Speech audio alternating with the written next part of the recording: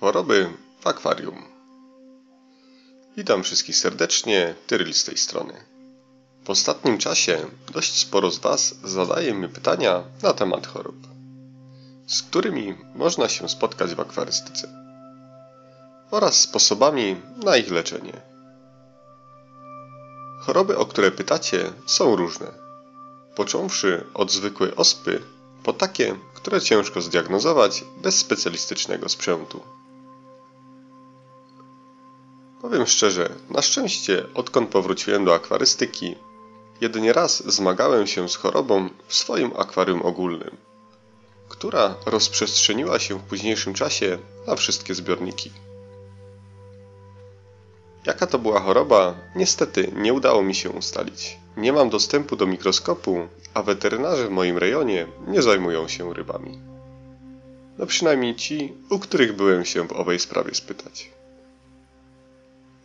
Oczywiście zdarzyło mi się kilka razy po zakupie nowych ryb przechodzić przez cały proces adaptacji. Po zakupie nowych mieszkańców musimy się liczyć z ewentualnymi chorobami. Ryby zakupione w sklepie bądź od hodowców zazwyczaj trzymane są w zupełnie innych warunkach.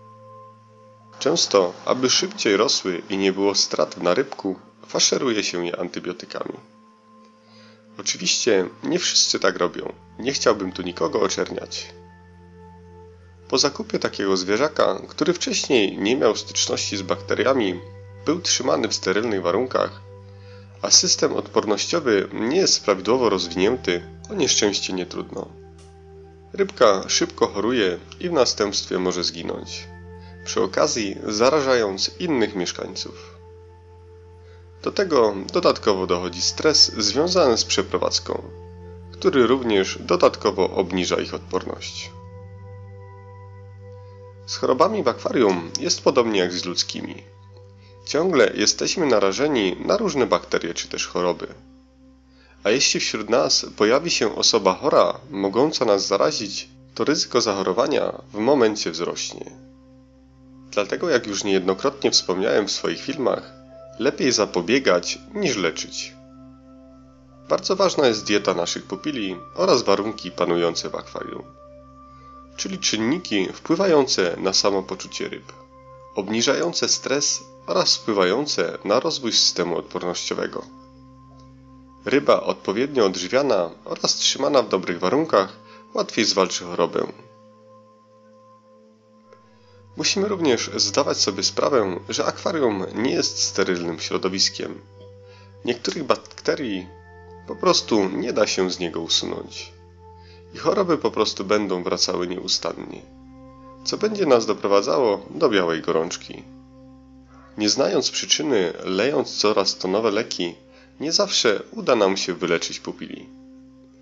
A zamiast poprawić sytuację w akwarium, możemy ją jedynie pogorszyć, niszcząc biologię oraz destabilizując zbiornik, co dodatkowo będzie pogarszać stan zwierzaków. Tak jak wspomniałem, bakterie w akwarium są i w każdym momencie ryby mogą zachorować. Przyczyny mogą być różne, począwszy od grzebania w akwarium, które będzie je stresować, aż po nieodpowiednią, dobraną obsadę. Nie wszystkie gatunki mogą ze sobą przebywać. No dobra, do rzeczy. Ja od kilku ładnych lat staram się zapobiegać, a nie leczyć. Jak do tej pory, nie przechwalając się, wychodzi mi to. I chciałbym się z Wami podzielić kilkoma moimi radami, jak to robię. Po pierwsze, zakupione ryby zawsze przechodzą kwarantannę, o której coś więcej powiem, jeśli tylko będziecie chcieli, w osobnym filmie.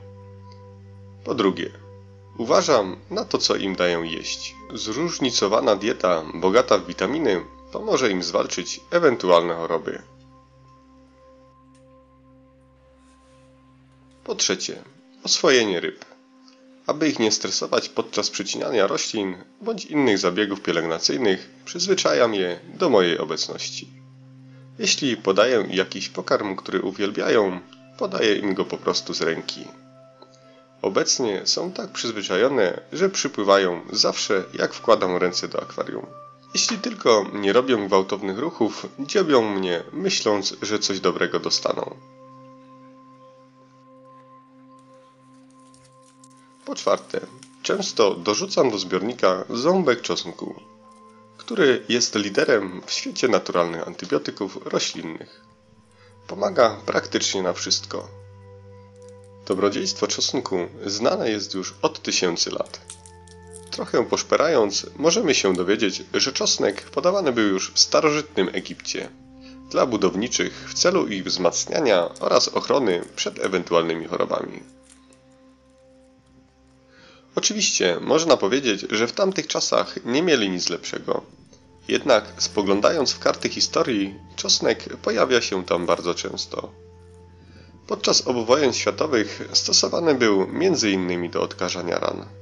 No i oczywiście do dziś stosowany jest w celu leczenia wielu infekcji czy też chorób. Jako ciekawostkę mogę dodać, że pomaga również w ogrodnictwie.